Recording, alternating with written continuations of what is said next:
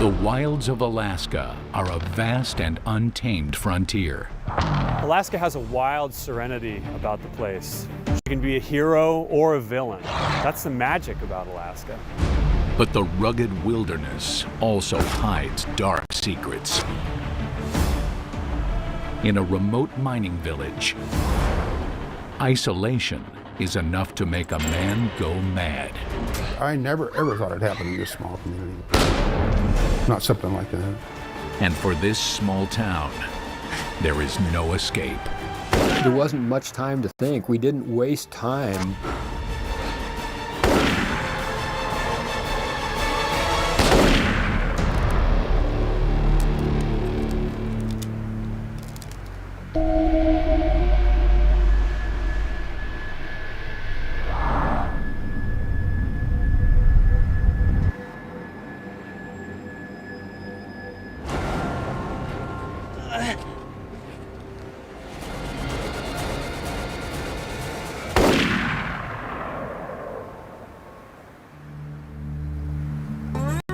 Some 250 miles outside of Anchorage, McCarthy, Alaska is an isolated paradise.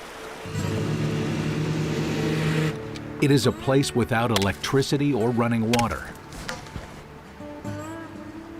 If someone stumbles into trouble here, help may not find them alive.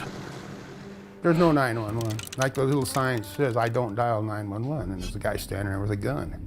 Lots of people out here have, pack guns all the time on them. McCarthy is a place caught in time, the wild west of the Alaskan frontier, where the road ends and the wilderness begins. When I first came, there were 6 in the valley. And the valley is 100 miles long by 40 wide, and there were 6 people. See their boots and identify that boot with that track, and you probably know where 90% of the people were 90% of the time. The tiny village had its time in the sun long ago, when the Kennecott copper mine was in its heyday in the early 1900s. Gold miners came up here to explore and hope to get rich.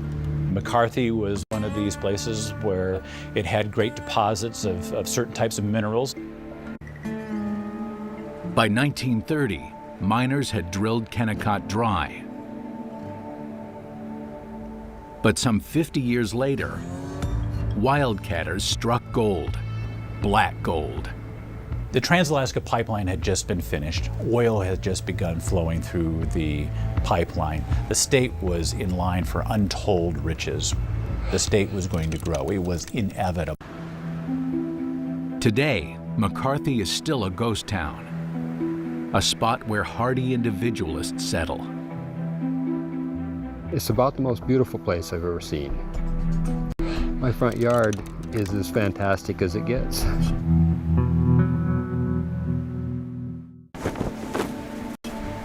In 1983, McCarthy is home to less than 24 people.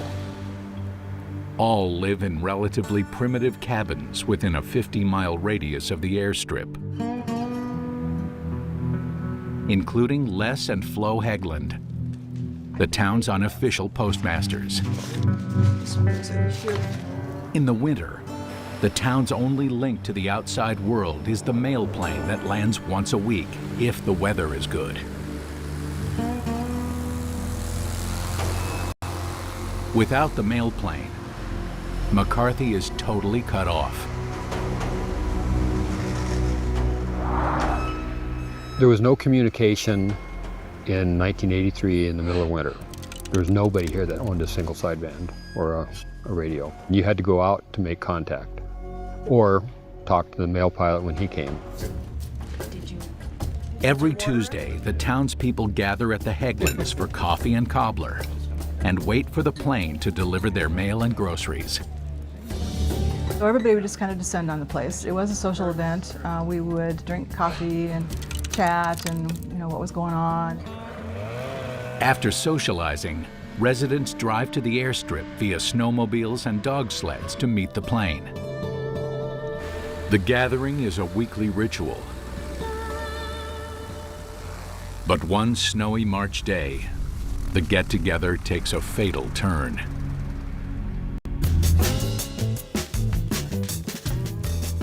Lewis Hastings was a mild-mannered environmentalist who loved wild places.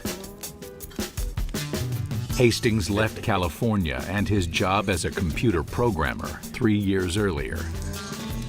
During the long winters, he liked to play chess with his neighbor, 29-year-old Chris Richards.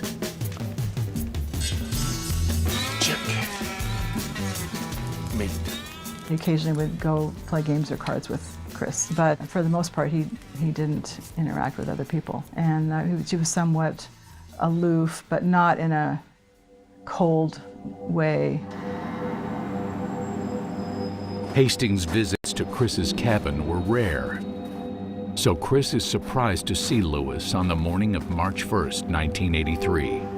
He looked out and saw Hastings coming up to his cabin, so he reached over and put a pot of water onto the stove for tea.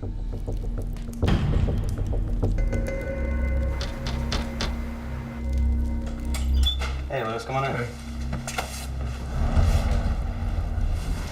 I'm not playing no more chess, but I do have some warm tea on. You want some tea? Go ahead. As Chris reaches for a mug, Lewis raises a gloved hand and pulls the trigger of the pistol he has hidden inside. He stuck his fist in Chris's face and shot him. And Chris, seeing this big fur mitten coming at his face and hearing the pop and the impact, he thought he had been punched in the face by some jack-in-the-box type toy. It was completely out of the blue from his viewpoint that this person would come to do him harm. It was totally unexpected. He doesn't know what's hit him when he's first shot because Hastings has put a homemade silencer on his pistol. So it finally occurs to him that harm is being done to him. What is wrong with you, Lewis? Chris, if you'll just stop fighting, I'll make it easy on you. First off, you don't want to believe that one of your neighbors would do this to you. And then you go into a rage and go, well, that dirty SOB's not going to do this to me. In an instant, Chris prepares for the fight of his life. He grabs a knife and wrestles Hastings to the floor. He was having a hard time using it, but they were struggling, and he did manage to stab Lou in the leg with it. He bolts from his cabin and escapes into waist-deep snow. But Hastings continues his assault.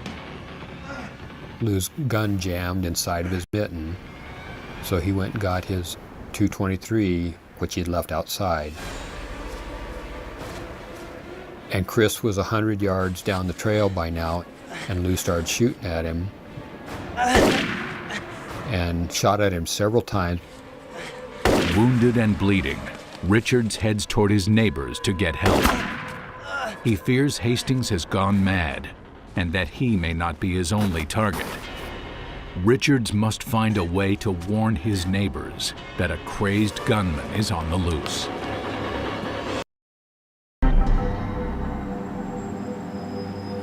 Outside the remote mining village of Kennecott, Alaska, residents are gathering at the home of Les and Flo Hegland for Mail Day.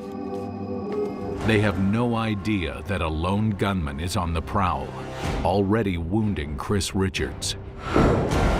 Richards is making a desperate attempt to get to the airstrip, anxious to warn his neighbors of the harm he's already met face to face. Richards knows the residents are completely cut off from the outside world. They have to rely on each other if they are going to survive.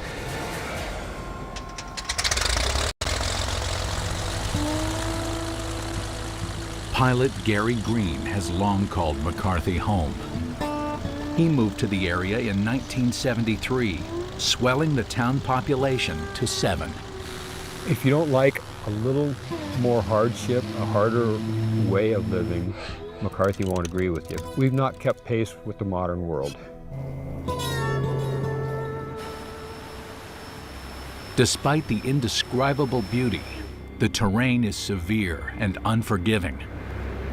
During the harsh winter months, McCarthy is inaccessible by road.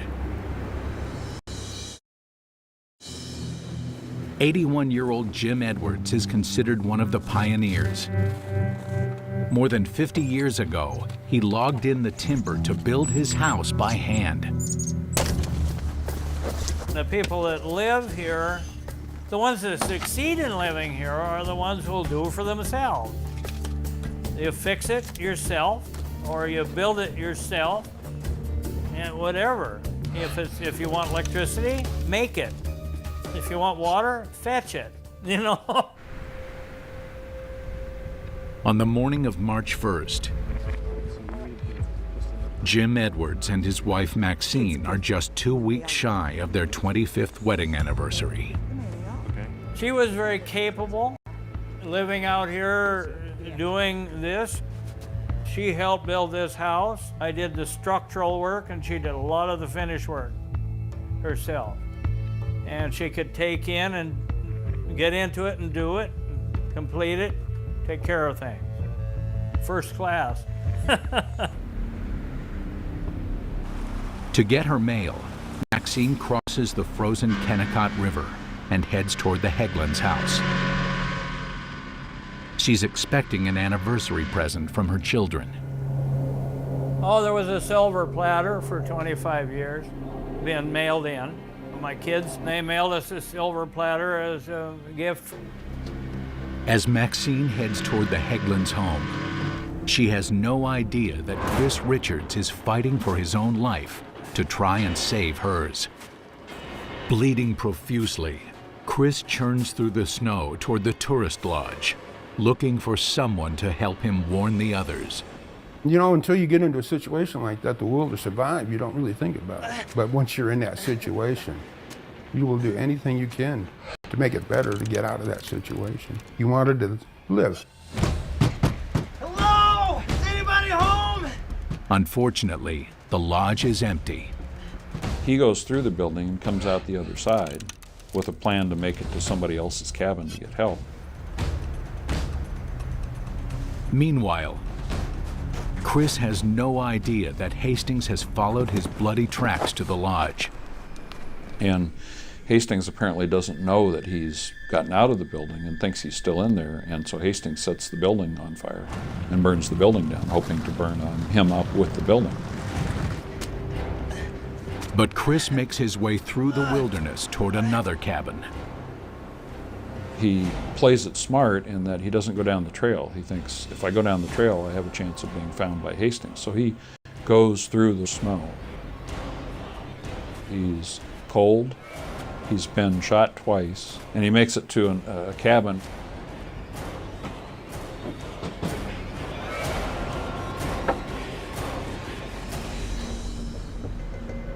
Believing he left Chris Richards for dead, Hastings turns his sights to the home of Les and Flo Hegland, the town's unofficial postmasters. He believes the weekly traditional mail day gathering will give him the opportunity to take out all of McCarthy at one time. There was nothing in his behavior that tipped anybody off. I mean, it was completely out of the blue. I mean, it's unbelievably out of the blue. This is just one of those circumstances where nobody would have guessed that this person was going to do something like this. Pursuing Chris Richards, Hastings has hiked through the bitter cold for 4 miles to the Hegland's home.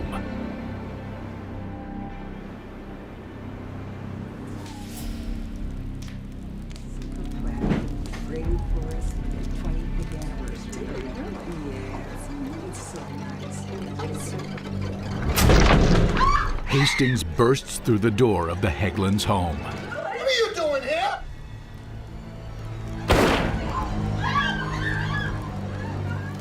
Les owned several firearms and kept them handy. I don't think to protect himself from people, but I mean, he was a hunter, trapper. But you can't defend yourself from someone that you don't know is going to shoot you.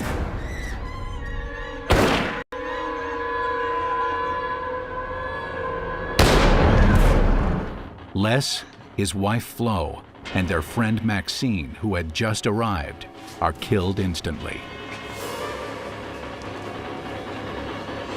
The intruder is intent on making sure no one survives and fires a final shot into each of the victims.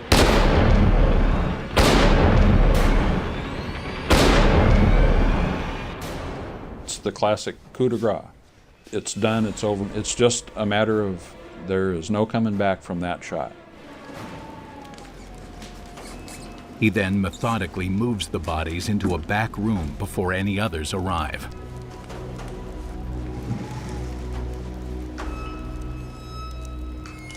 The idea was just hide the evidence, make people feel like this is the norm, everything's normal, I'm here to get my mail, and he could just pick people off one by one as they came in through the door. He's just set up a trap for those people.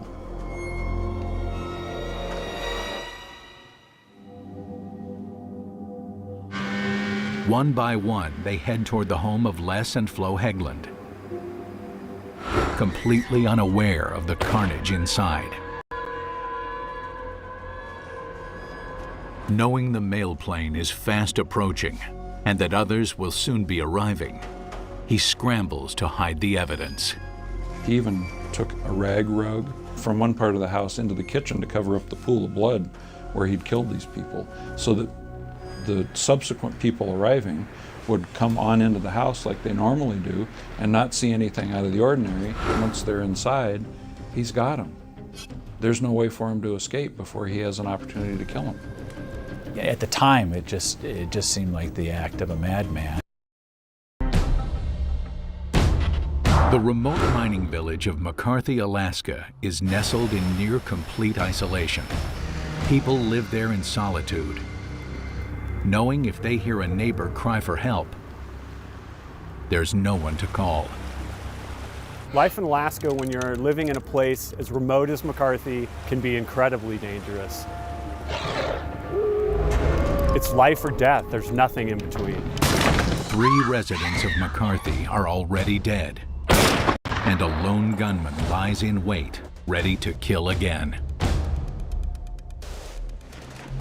Lewis Hastings has already taken out Les and Flo Hegland and their friend Maxine Edwards, and is now poised to shoot the other residents as they arrive at the traditional mail day gathering. You want some tea? Go ahead. Chris Richards is the only one in town who knows Hastings has gone berserk. It seems Lewis Hastings won't stop until all of his neighbors are dead.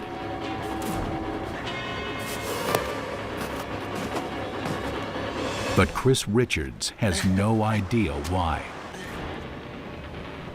He was extremely intent on warning the neighbors.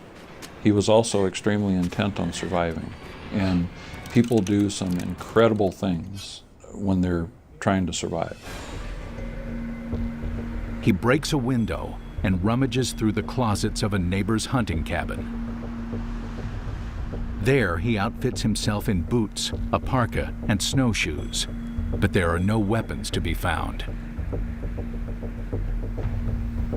It's a frightening situation when there is no one really to turn to. And again, the troopers are a plane ride away.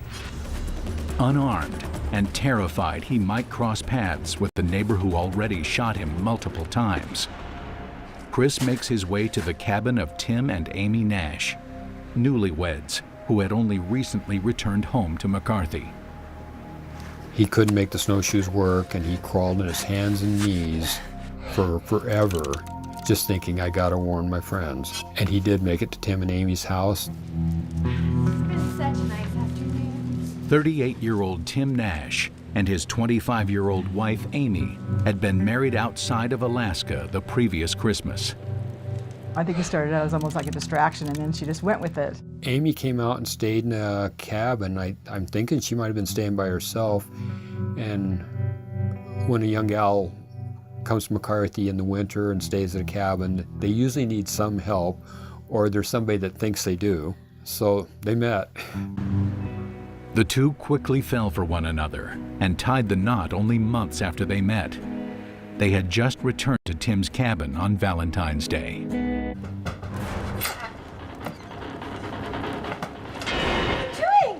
What happened? It's Lewis. He's gone mad. First aid kit. We gotta warn the others. They shot me. I ran out the back door. He shot me again in my arm. He came over. You got to go to the airstrip. You got to warn the rest of them. They took him in and bandaged him up, and he was telling them they got to get their guns and go down to Mail and warn everybody. The Nashes scurry to the airstrip with Chris in tow. There, the trio frantically tells Gary Green a killer is loose in McCarthy. He was ranting and raving about Lou Hastings having shot him and that we needed to go warn everybody. I didn't really know what to think. I thought that Chris Richards and Lou Hastings had had a fight up at Kennecott and that Lou had shot Chris, and then that was it. Gary tells them he saw Hastings heading toward the Heglands earlier that morning. He just stood there, and I recognized who he was from the clothes he was wearing. I considered him strange and a person without common sense, and he was a hard guy to communicate with. I knew I didn't care for the guy, so I decided not to go any further. I just stopped at my plane, but I had no idea what was going on. Chris needs medical attention, and Gary is the only one who can help. He warms up his plane to get Chris to the nearest hospital. Tim Nash decides to risk his own life and goes back to check on the Heglands.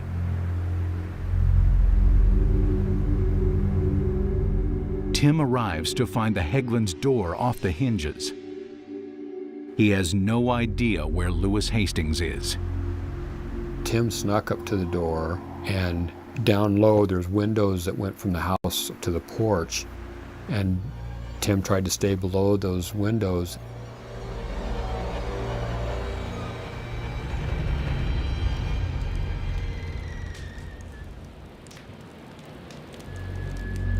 He cautiously enters the house with his finger on the trigger of his gun. Tim smelled the gun smoke, saw blood.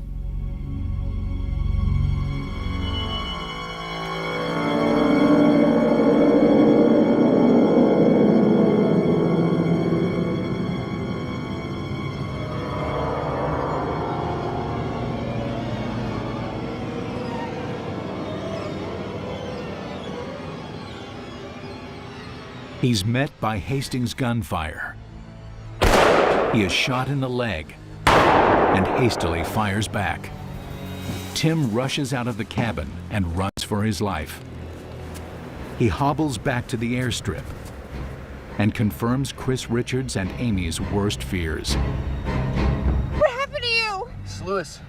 He shot me. He had been shot in the leg. He said that he had got a shot at Hastings inside the house. There was already gun smoke in the house. He could smell it. And he thought the Heglands were dead. Gary insists he evacuate Tim and Amy immediately, and they fly to the hospital with Chris. But the couple wants to stay behind and warn the rest of their neighbors. Hastings was still down at the Heglands house as far as we knew, and other people would be arriving for mail. We were just the first ones, and so they were going to keep anybody else away. And that's how we left it. They had the opportunity too to get in that plane at that time, but decided to stay and warn other people coming to mail. I took off, as they were standing on the runway, I took off right beside them and flew past them. I'd just gotten airborne, and I thought, what if he comes out the driveway to shoot at me as I'm flying by? So I turned, I banked away from that driveway, very steeply, a radical maneuver. While en route to nearby Glen Allen, Chris pleads with Gary to warn the pilot of the incoming mail plane to turn back. I just turned on the radio to 123.6 and started calling, "Lynn Ellis, can you hear me?" And I did that for at least 5 minutes. I just kept repeating it. And finally he answered. I told him that he needed to get back and notify the troopers. He was much closer to Glen Allen than I was. Minutes later, the mail pilot alerts the Alaska State Troopers that the tiny community of McCarthy is under siege. We knew that people were being shot. We just didn't know any of the details. We didn't know how many or who or where exactly in McCarthy it was occurring. The only 3 troopers in the area quickly spring into action. The 3 of us were basically it for everything within 100 miles in every direction. We were it. There was nobody else to help. And we couldn't very well wait for help to come from Anchorage. We had to go out there and do something to try and stop whatever was going on. They arm themselves, then commandeer an Alaska pipeline chopper and take off for McCarthy. But the slow-moving aircraft will take an hour and a half to reach the secluded village. At the airstrip, Tim and Amy Nash are standing guard to warn anyone coming to mail. But they have no idea that Hastings has grown tired of waiting for people to come to him, and now he is on the prowl. Hastings goes out the back of the residence and down along inside the tree line behind the snow berm and sets up his firing position down the runway. The newlyweds are now standing in the crosshairs of a madman's rifle, their lives in his hands. The mountain village of McCarthy, Alaska is under siege, gripped by the terror of a demented gunman.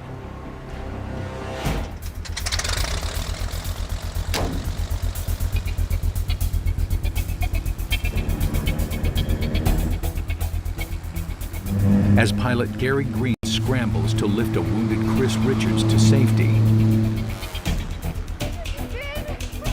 newlyweds Tim and Amy Nash are preparing for the fight of their lives. There wasn't much time to think. We didn't waste time. I made a decision I got to get Chris out of here and get help. I mean, it was hard to believe. I've never experienced anything like that, hoping to never again. Lewis Hastings, one of McCarthy's 24 residents, is on a killing spree. The Nashes don't know Hastings has crawled atop a snow berm behind them.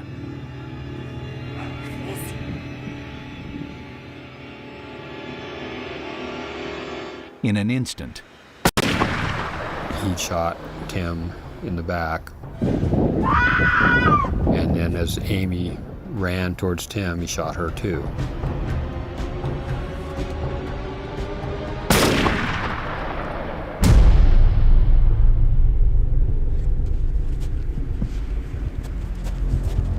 Hastings has now killed 5 of his neighbors.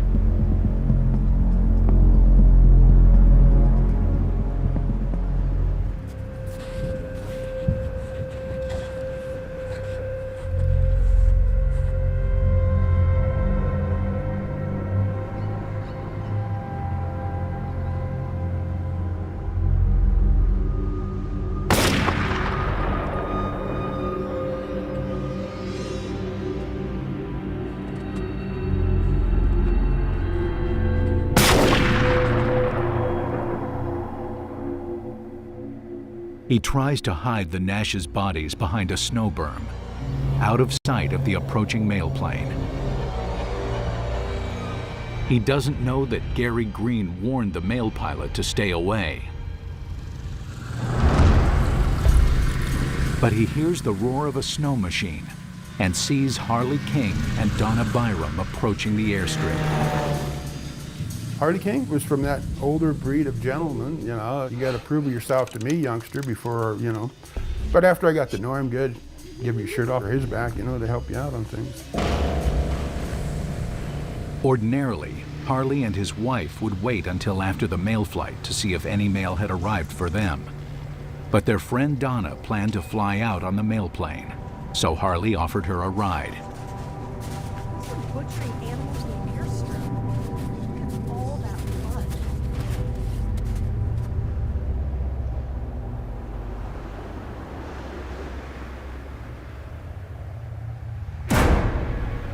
They could see Tim and Amy lying on the runway up ahead.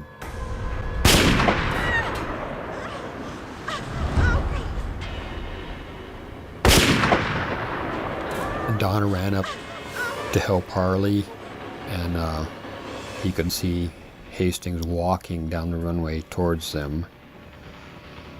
And he told her to run, Go get help. that he couldn't do anything, but that she had to run. Donna runs to the Hegland's home for cover.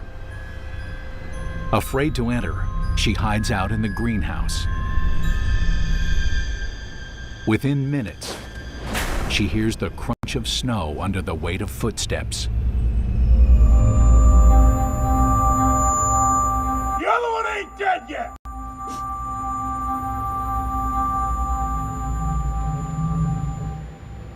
She'd read many Louis L'Amour novels, and it got in her mind when she hid to stay quiet, not move, do nothing. The other one ain't dead yet! And Lou kept calling out. He'd say, "Come on out, he's not dead yet." Said yet. She didn't budge. Unable to locate Donna, Hastings gives up his search.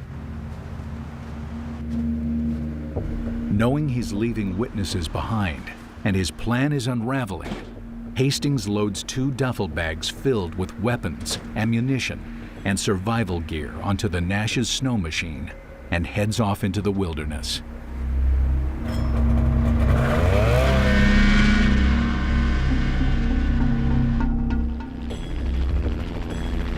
Five and a half hours after the massacre began, the police chopper approaches the airstrip. I told the helicopter pilot to fly as low to the ground as he dared fly and as fast as he could go down the runway. So we got about halfway down the runway. There was a body laying off on the left side with a snow machine. When we got a little bit farther down the runway on the right side, there were 2 bodies laying in the snow. And the helicopter pilot came on the intercom and he said, "Wow, man, this is just like Nam." The chopper takes off to conduct an aerial search. While circling, the pilot spots a snow machine heading into the mountains. The driver refuses to stop and barrels on through the large pines. Investigators wonder if it's a victim who got away or the killer himself. A chase quickly ensues. The driver races out into a clearing.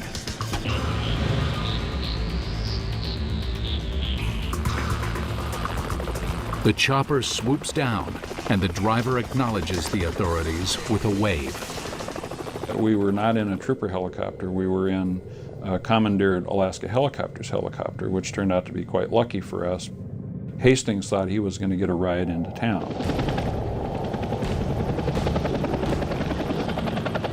As the chopper lands, police are about to come face to face with an ice-cold killer.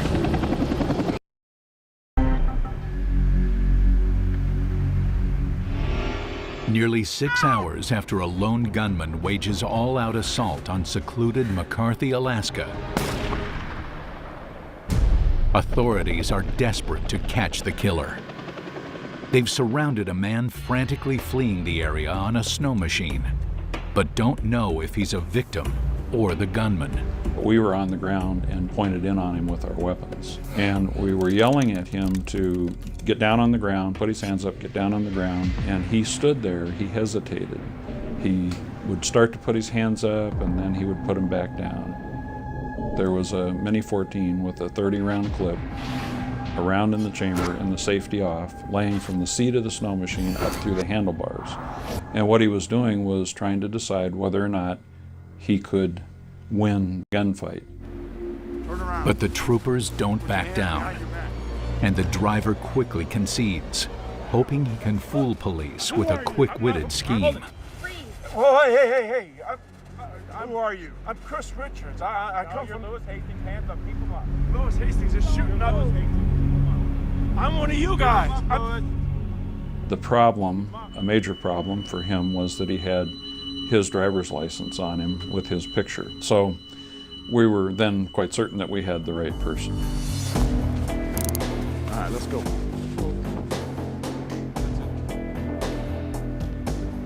Let's take a look in these duffel bags.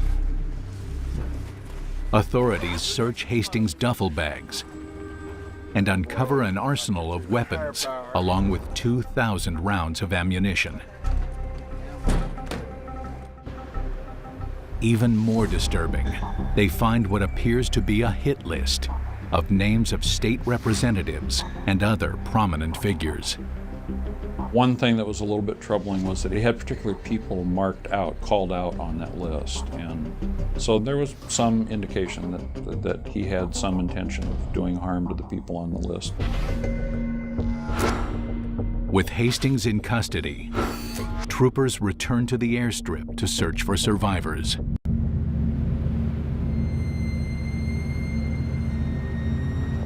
Is there anybody here? Alaskan State Police. Anybody out here? I'm here. Over here. They find Donna Byram still hiding out behind the Hegland's greenhouse.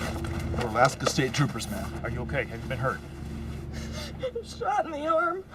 You're gonna be okay. The fact that it was 20 below probably kept her from bleeding to death.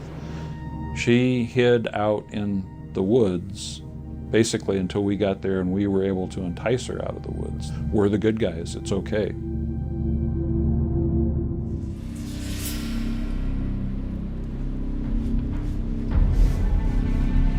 Inside the Hegland's home, troopers find the bodies of Les and Flo Hegland and Maxine Edwards. It is clear that all have suffered multiple gunshots from a high-powered rifle, including one shot to the head. A bloody fur-covered silencer sat on the nightstand next to the bodies. People wonder why Hastings chose to use a silencer, and I think it fit with his plan. He wanted to kill everyone in town, and in the wintertime, in a place like McCarthy, it's silent. You may hear the hum of a generator, you may hear someone out cutting firewood with their chainsaw, but the snow really deafens the place. Had somebody heard a gunshot, all of those people would have now been hunting him. Meanwhile, unaware of what's happened, Jim Edwards is becoming increasingly concerned about his wife, Maxine. Radio coverage is spotty, but he manages to tune in. She went over there to get the mail and didn't come back. Usually she would have got back maybe early afternoon. Finally, I thought, I better turn on the news just for the hell of it. Well, the news was that there'd been a shooting in McCarthy and several people were dead. Jim borrows a neighbor's snow machine and races to the Hegland's home to find his wife of nearly 25 years.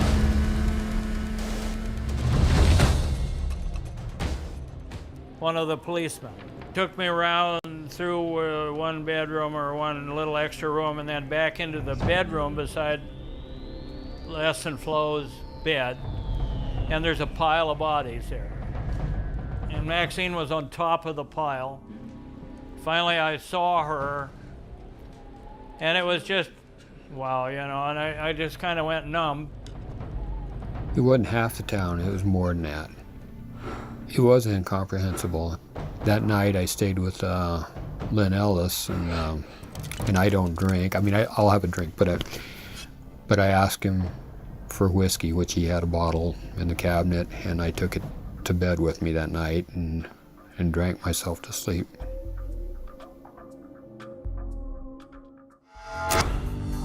Lewis Hastings is charged with the murders of 6 of his neighbors and the attempted murders of 2. Hastings pleads no contest, but no one has any idea what triggered his shooting spree.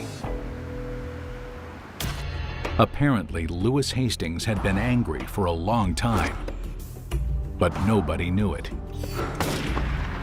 He also practiced shooting rabbits because he had never killed anything before, and he wanted to see if he could do it. And I just can't relate the fact that in his mind, if he could kill a rabbit, he could kill a human. He was definitely off. An environmentalist, Hastings loved the wild. But he hated the Trans-Alaska Pipeline and considered it a violation of the natural world. He may have had his vision, you know, and his coming from California and what he had seen in the world, the over-industrialization, but he was in a place that was perfect. Hastings despised overdevelopment and overpopulation and believed Alaska should stay in its pristine, untouched state. There's always been a struggle in Alaska. Everybody who comes to Alaska says, I want to be the last one in. Close the door after I come in, you know, kind of thing. There are a lot of folks who don't want to see Alaska grow anymore. Hastings ultimately confessed that he had concocted an elaborate plot. He planned to hijack the mail plane and fly to nearby Glen Allen. There, he would commandeer a fuel truck and drive it into a Trans-Alaska oil pipeline pump station and blow it up. It's in the middle of winter. Virtually all of the pipeline is in below zero weather. As soon as that oil cools enough, it congeals in the pipeline, and it would take them months to get the pipeline started again. Hastings also planned to kill himself in the act. But he wouldn't be the only one to die. He needed to kill all of the people in McCarthy because they would have been able to identify him potentially. And he had a strong desire that his family not find out that it was him who had done all of these horrific things. Oddly enough, police believe problems at home may have pushed Hastings to the brink. The weekend before the shootings, neighbors told police Hastings apparently discovered his wife was having an affair.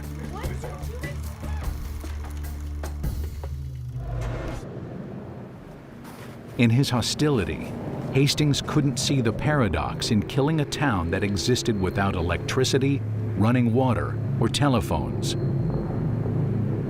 All to protest what he perceived to be the over-industrialization of Alaska. What Hastings did was he stripped life in rural Alaska of its innocence, of its purity, of its peace, its tranquility. There's nobody in that community who wasn't touched by that day. So of course he changed it, and he changed it for many years to come. But it's almost like water that gets disturbed and then ultimately seeks its level again. It's a peaceful place. In July 1984, Lewis Hastings was convicted of 6 counts of murder and 2 counts of attempted murder. He was sentenced to 634 years behind bars. Prison records show his release date as 2617. It costs us $40,000 or so a year to keep him there. My feeling is that 10 cents would have fixed it, you know? And maybe 10 to 20 cents to clean the gun afterward. Donna Byram left the area shortly after the killings and left no forwarding address. She did not stick around at all. Just had too many bad memories, she said, for her. Chris Richards carried a handgun in his back pocket for 8 years after the murders. It affected him pretty bad because he tried to warn everybody. He did the best he could. And still, a bunch of people got shot. And we understood why, why he felt that kind of survivor's guilt, but man, it just wouldn't go away. It didn't let go. It was a fatal wound for him as well. It just took a long time. Sadly, Chris later succumbed to a fire in his cabin. For Jim Miller, Chris's best friend, the massacre on Mail Day isn't the only memory that haunts him. He remembers another disturbing encounter at the airstrip the summer before, when Hastings brought a rifle with him. Being a vet, I thought at the time, I said, you know, that rifle is just made to kill people with. I never thought much more of that rifle until this incident happened, in which that was the gun he used to shoot people with. Jim's not the only one who's continued to ask if there was anything that could have been done to spare his neighbors. I would reflect on my, on my conversations with him, my personal conversations with him, and was I being, respectful or friendly, and did I say anything wrong? I couldn't think of anything, and nobody could really think of anything, but we all thought about it. Nearly 3 decades after the massacre, the population of McCarthy remains virtually the same, despite signs of progress. Mail plane, when I first came here, the mail plane was scheduled once a month. Now they come twice a week. It's almost too much. Jim Edwards and Gary Green still call McCarthy home, and neither could envision life anywhere else. Look at the freedom. We have right out the window and at the mountains and up the glacier. There is where God is, if you want to put it that way. There are animals walk right through the yard. I hope to be in the hot tub someday with friends when a moose or a bear walk right by in the yard. And we can sit there and watch them go by. I think that'd be a highlight. It's a piece of wild Alaska. As soon as you step out your door, there's the wilderness is there, and it's beckoning. And sometimes evil answers the call.